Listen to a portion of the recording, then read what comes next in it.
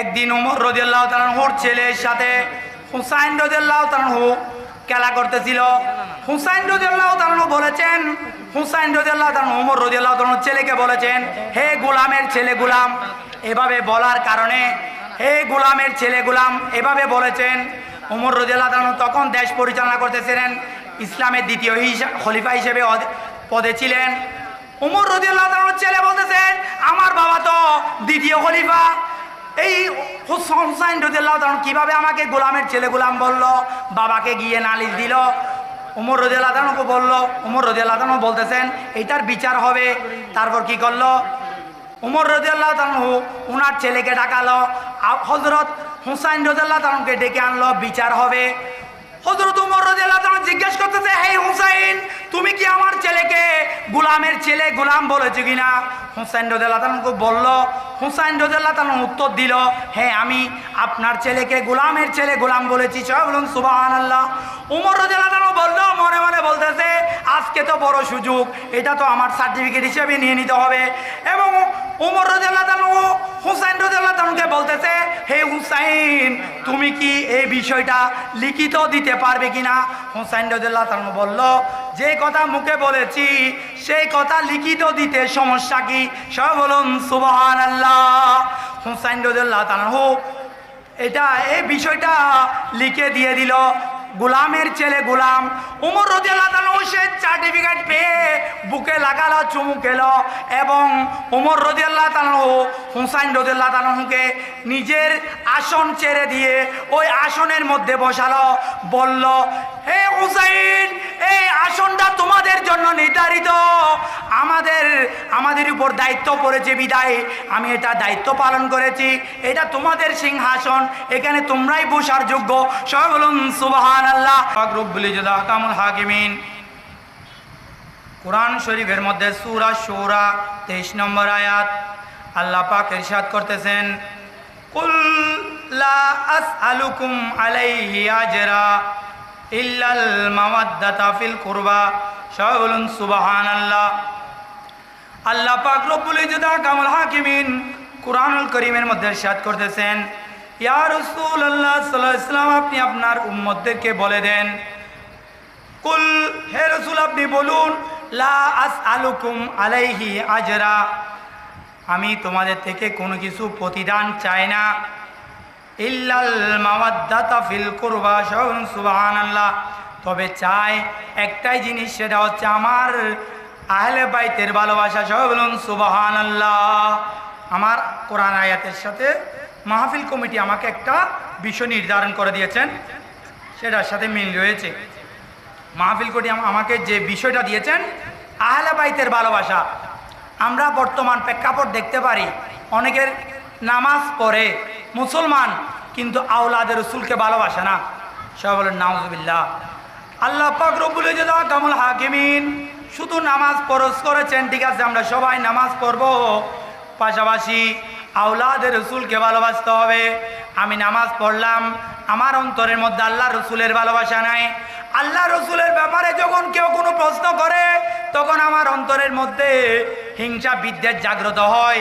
নামাজ ঠিক আছে, আমি আল্লাহকে মানি, এক আল্লাহকে মানি, ওয়াহদাহু লা শারীকা লাহু, বিসমিল্লাহির রহমানির রহিম, কুল হুয়াল্লাহু আহাদ। ইয়া রাসূলুল্লাহ, আপনি আপনার উম্মতদেরকে বলে দেন, আমি খুদা লা ইলাহা ইল্লাল্লাহ একজন, লা শরীক, আমার সাথে আর কারো সাথে শরীক নাই। সবাই বলুন সুবহানাল্লাহ। আমাদের মুসলমানদের মধ্যে 73টা দল রয়েছে, এক দল জান্নাতি, 72 দল জাহান্নামী। এই আয়াতের সাথে সামঞ্জস্য কথার মিল আছে, সেজন্য আমি স্পষ্ট করতে যাচ্ছি।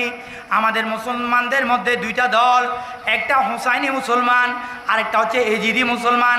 যারা হুসাইনি মুসলমান তারা অবশ্যই আমার রসুলের আওলাদকে ভালোবাসবে, তারা হাসান হুসাইন রাদিয়াল্লাহু তাআলাকে ভালোবাসবে। তারা মুহররম মাসে, আরবি মাসের 12 মাসের মধ্যে একটা মাস মুহররম মাস, সেই মাসের মধ্যে কারবালার মাহফিল, মুহররমের চাঁদের 10 তারিখ আশুরা পালন করবে।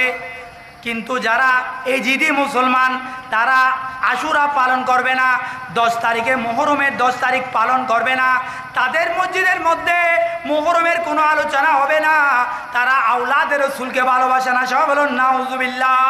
আল্লাহ পাক রব্বুল ইজ্জাতি কামুল হাকিমিন উনি জানেন শেষ যুগের মধ্যে একটা জাতি পৃথিবীর মধ্যে উদ্ভব হবে যারা শেষ যুগে আসবে, নামাজ পড়বে, কিন্তু আওলাদের রসুলকে ভালোবাসবে না। সেজন্য আল্লাহ কোরআনের আয়াত নাজিল করে দিয়েছেন।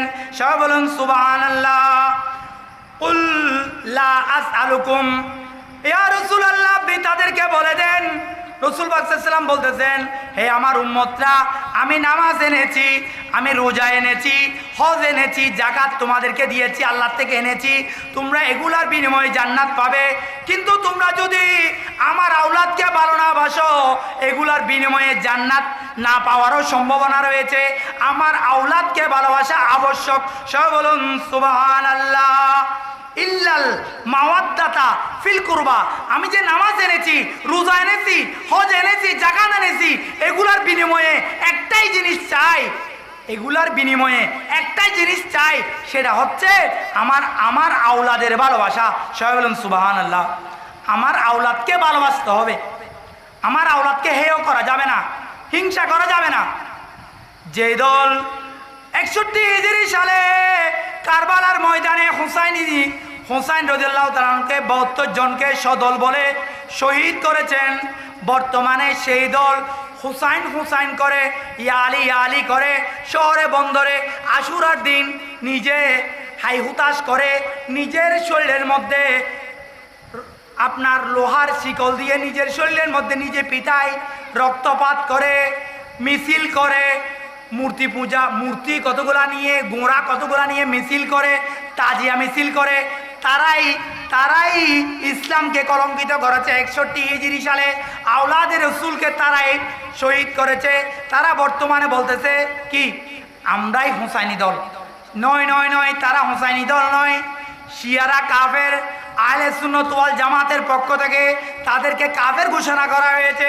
তারা কখনো মুসলমান হতে পারে না, তাদের সাথে আমাদের সাথে কোনো সম্পর্ক নেই। সবাই বলুন সুবহানাল্লাহ। আমার কথা ছিল আওলাদের রসুলকে ভালোবাসতে হবে। মূল পয়েন্টগুলো ভালো করে খেয়াল করবেন। আসলে মাহফিলের মধ্যে একটা মহব্বত আসতে হয়। আমার হুজুরও জানবেন, যখন মানুষ পুরানো থাকে, খতিব হুজুর উনি মসজিদের মধ্যে বড় বড় মাহফিলে তকরির করেন, যখন বেশি মানুষ থাকে এক ধরনের কথা আসে, যখন সামনে কেউ থাকে না তেমন মুখ দিয়েও কথা বের হয় না। এলাকাবাসীকেও বলবো, আমরা তো এলাকায় আসি, আমার হুজুরও এলাকার মানুষ, ওয়াজি বক্তা, এলাকার আলেম, কিন্তু যখন মেহমানরা আসবেন আপনারা এই মঞ্চগুলা পুড়ে ফেলবেন। সেই জন্য, কেননা ওনাদের মুখ দিয়ে, ওনারা অনেক দূর দূরান্ত থেকে আসবেন, মুখ দিয়ে কথা আসবে না। আমি কয়েক টুকরো কথা বলে শেষ করে দেব। হুজুর যখন এসে গেছেন, আমাদের সময় খুব সংকীর্ণ। আওলাদের রসুলের ভালোবাসার কতটুকু বললাম। 4 জন সাহাবীকে সমানভাবে ভালোবাসতে হবে।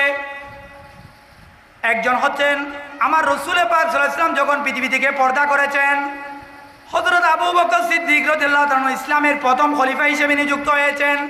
হযরত আবু বকর সিদ্দিক রাদিয়াল্লাহু তাআলা যখন পৃথিবী থেকে পর্দা করেছেন, হযরত ওমর রাদিয়াল্লাহু তাআলা খেলাফতের পদে অধিষ্ঠিত হয়েছেন।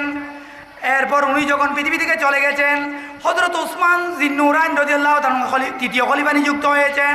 উনি যখন পৃথিবী থেকে পর্দা করলেন, হযরত আলী রাদিয়াল্লাহু তাআলা চতুর্থ খলিফা, উনি খেলাফতের পদে অধিষ্ঠিত হয়েছেন। সবাই বলুন সুবহানাল্লাহ। বর্তমান সমসাময়িক একটা দল উদ্ভব হয়েছে, আলী রাদিয়াল্লাহু তাআলাকে মানতে এমনকি অনেক উপরে নিয়ে যাচ্ছে। আবু বকর সিদ্দিক রাদিয়াল্লাহু তাআলা, হযরত ওমর রাদিয়াল্লাহু তাআলা, হযরত উসমান জিন্নুরাইন রাদিয়াল্লাহু তাআলা ওদেরকে মানতেছে না, ওই 3 জন সাহাবীকে মানতেছে না, আলী রাদিয়াল্লাহু তাআলাকে সবার উপরে দিচ্ছে।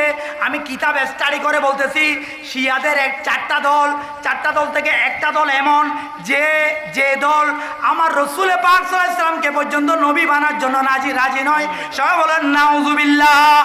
এই শিয়ারা বাংলাদেশের মধ্যে এমনভাবে উগ্রপন্থা হয়ে যাচ্ছে, তারা আলী রাদিয়াল্লাহু তাআলাকে নবী হিসাবে বলার জন্য, ঘোষণা দেওয়ার জন্য পর্যন্ত, এবং ওনার কতগুলা বিষয় নিয়ে এমনভাবে মাথাচাড়া দিয়েছে, কতগুলা স্যাটেলাইট টেলিভিশন, ইউটিউব টেলিভিশনে দেখানো হচ্ছে, মিছিল করতেছে, বলতেছে আলী রাদিয়াল্লাহু তাআলা ওর একটা বিষয় ঈদে গদির হোম ওরা ঈদ হিসেবে মানতেছে। একজন বক্তা এই পর্যন্ত বলেছে, ঈদে গদির হোম যদি না মানো, আমরা ঈদে মিলাদুন নবী পর্যন্ত মানবো না। এই ধরনের ঘোষণা দিয়েছে। সবাই বলেন নাউজুবিল্লাহ। কোথায় ঈদে মিলাদুন নবী, কোথায় ঈদে গদির হুকুম। আমি সেদিকে যাচ্ছি না। আরেকটা বিষয় বোঝানোর জন্য চেষ্টা করতেছি, আওলাদের রসুলকে ভালোবাসতে হবে। আমরা আলী রাদিয়াল্লাহু তাআলাকে না মানার বিষয় বলতেছি না, আমরা চারজন সাহাবীকে, যিনি আগে ওনাকে আগে মানবো, যিনি দ্বিতীয় ওনাকে দ্বিতীয় হিসেবে, যিনি তৃতীয় ওনাকে তৃতীয় হিসেবে, যিনি আলী রাদিয়াল্লাহু তাআলা ওনাকে বেলায়েতের মকামের উনি উচ্চ মর্যাদায়। আমার রাসূল পাক সাল্লাল্লাহু আলাইহি ওয়াসাল্লাম ইরশাদ করেছেন, আনা মদিনাতুল ইলম ওয়া আলিউন বাবুহা, আমি এলমের শহর এবং আলী রাদিয়াল্লাহু তাআলা হচ্ছে ওই শহরের দরজা। সবাই বলুন সুবহানাল্লাহ। এবং আমার রসুলের আওলাদ পৃথিবীতে জারি থাকবে আলী রাদিয়াল্লাহু তাআলার মাধ্যমে। সবাই বলুন সুবহানাল্লাহ। আরেকটা বিষয়, আওলাদের রসুলকে ভালোবাসতে হবে, সাহাবায়ে কেরামকে ভালোবাসতে হবে, আওলাদের রসুলকে ভালোবাসতে হবে। এই দুজনকে মানার নাম আহলে সুন্নাত ওয়াল জামাত। আমরা আহলে বাইতকেও ভালোবাসি, সাহাবায়ে কেরামকে ভালোবাসি। যেভাবে আগের যুগে মানুষরা এক দেশ থেকে অন্য দেশে যেত জাহাজে করে, জাহাজে উঠতে হবে, আকাশের তারকাও দেখতে হবে। জাহাজ হচ্ছে আহলে বাইত রসুল, আকাশের তারকা হচ্ছে সাহাবায়ে কেরাম। সবাই বলুন সুবহানাল্লাহ। একদিন ওমর রাদিয়াল্লাহু তাআলা ওর ছেলের সাথে হুসাইন রাদিয়াল্লাহু তাআলা খেলা করতেছিল।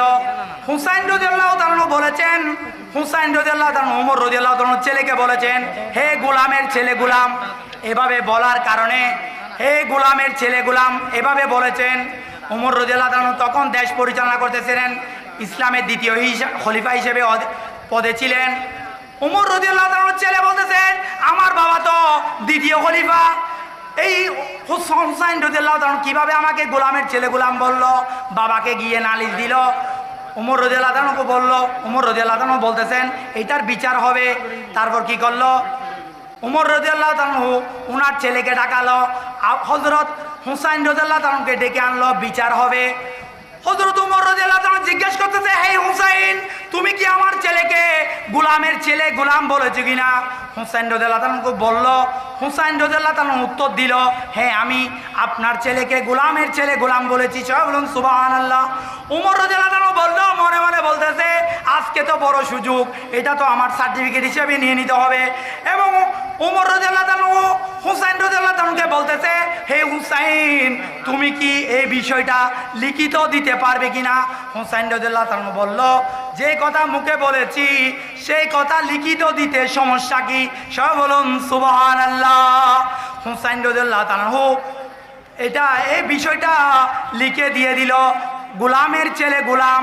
ওমর রাদিয়াল্লাহু তাআলা সে সার্টিফিকেট পেয়ে বুকে লাগালো, চুমু খেলো এবং ওমর রাদিয়াল্লাহু তাআলা হুসাইন রাদিয়াল্লাহু তাআলাকে নিজের আসন ছেড়ে দিয়ে ওই আসনের মধ্যে বসালো। বলল, হে হুসাইন, এই আসনটা তোমাদের জন্য নির্ধারিত, আমাদের উপর দায়িত্ব পড়েছে বিদায় আমি এটা দায়িত্ব পালন করেছি। এটা তোমাদের সিংহাসন, এখানে তোমরাই বসার যোগ্য। সবাই বলুন সুবহানাল্লাহ। ইসলামের দ্বিতীয় খলিফা হওয়া সত্ত্বেও বাঘের মতো সারা ওয়ার্ল্ড ইসলামী দ্বিতীয় খলিফা থাকা অবস্থায় সারা ওয়ার্ল্ড পরিচালনা করেছেন। কিন্তু যখন আওলাদের রসুলের সাথে যখন সামনাসামনি হয়েছে, আওলাদের রসুলকে নিজের আসন ছেড়ে দিল। সবাই বলুন সুবহানাল্লাহ।